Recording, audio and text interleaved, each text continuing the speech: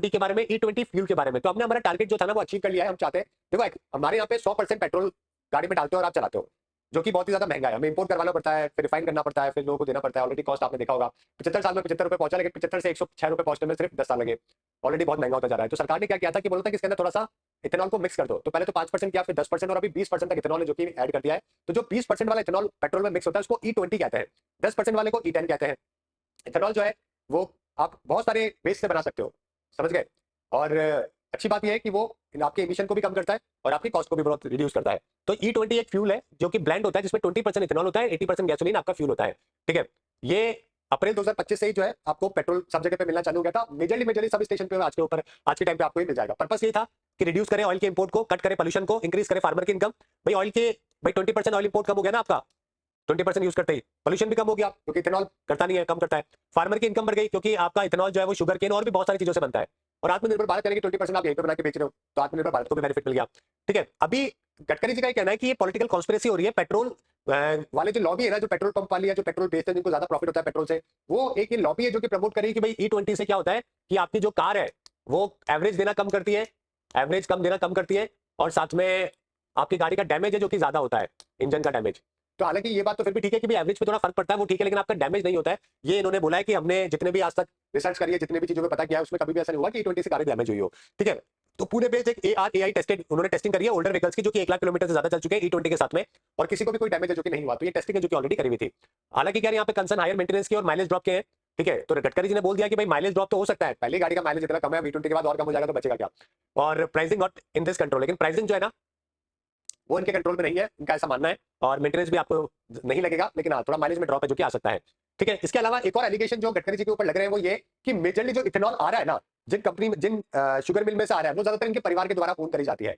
तो 80% और ये जो 20% है ना, इसमें क्या है आज के टाइम पे 80% तो सरकार गवर्नमेंट के पास पैसा जा रहा है, 20% गडकरी जी के पास। तो ये एलिगेशन है जो कि अभी काफी लोगों के द्वारा लगाए जा रहे थे, और उन्होंने खुद ने भी बोला है, वैसे खैर इस बात को माना भी है कि उनकी जो फैमिली ओन शुगर फर्म्स है ना, वो सिर्फ 1.3 लाख लीटर पर ईयर का प्रोडक्शन करती है। तो हालांकि अगर ये भी कम नहीं है, अगर आप इसको भी मल्टीप्लाई करोगे तो बहुत जबरदस्त रेवेन्यू जनरेट होगा।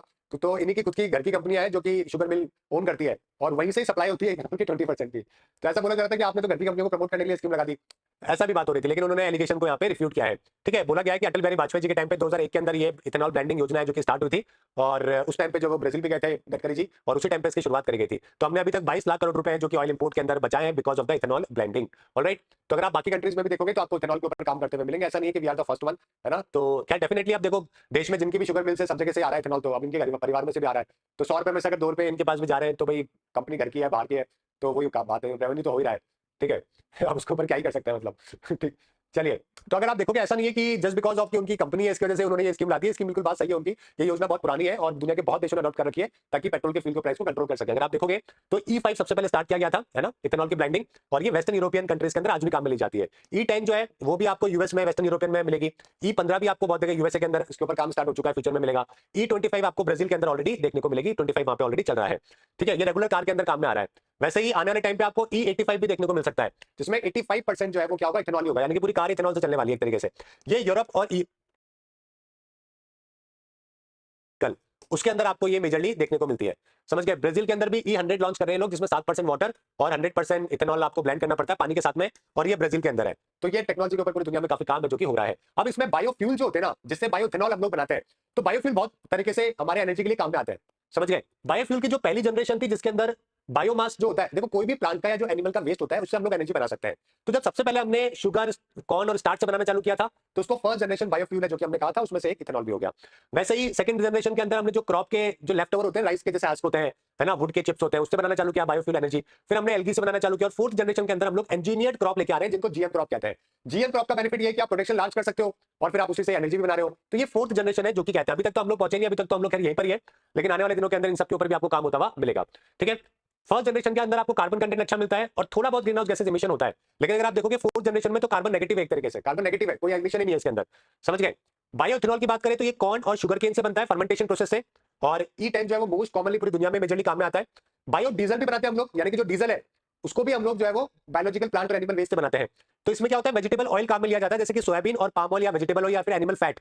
ठीक है, वैसे बायोगैस भी बनाते हैं ऑर्गेनिक मैटर से, जैसे कि सीवेज से बनाते हैं, एनिमल और ह्यूमन के जो वेस्ट है, एनऑर्गेनिक, है ना, एरोबिक और एनारोबिक, एनारोबिक कंपोजिशन के माध्यम से, जिसमें ऑक्सीजन इन्वॉल्व नहीं होती है। एरोबिक में कंपोजिशन में ऑक्सीजन इन्वॉल्व होती है, एनारोबिक में नहीं होती है, तो उसके थ्रू भी हम लोग बायोगैस का फॉर्मेशन है जो कि करते हैं।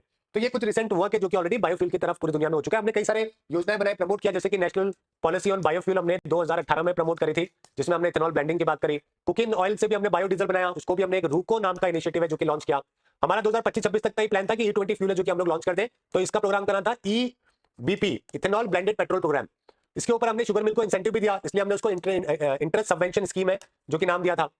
तो इस तरीके से कई सारी योजनाएं हमने लॉन्च करी। ऑलराइट, चलिए ठीक है। इसके लेकर हमने अभी रिसेंटली G20 समिट में ग्लोबल बायो अलायंस भी हमने फॉर्मेशन किया, बायोफ्यूल अलायंस GBA, ताकि पूरी दुनिया में हम लोग बायोफ्यूल को जो है वो प्रमोट कर सके। ये G20 की हमारी प्रेसिडेंसी के टाइम पे हमारे द्वारा है जो कि लॉन्च किया गया। यूएसए हो गया और ब्राजील हो गया, ये दो मेजर पार्टनर है जो कि हमने इसके अंदर बनाए हैं, जो कि पूरी दुनिया में काफी काम करते हैं। जैसे कि यूएसए की बात करें तो दुनिया का 55% और ब्राजील की बात करें तो 27% बायोफ्यूल के ऊपर पूरी दुनिया में ये काम कर रहे हैं। तो इसलिए वर्ल्ड इकोनॉमिक फोरम, IDB और सारे कंट्रीज को, अलायंस को हमने यहाँ पे मिलाया है। और ठीक है, गोवा के अंदर ये मीटिंग है जो कि हुई थी और वहीं पे हमने इसके ऊपर काम किया। बायोफ्यूल के बारे में ऑलरेडी मैं आपको बता चुका हूँ, बहुत ही शॉर्ट टाइम स्पेन के अंदर आप बायोमास से इसको बना सकते हैं, ठीक है, फर्मेंटेशन और बाकी प्रोसेस के माध्यम से। चलिए ठीक है, सवाल देख सकते हो आप। E20 का मतलब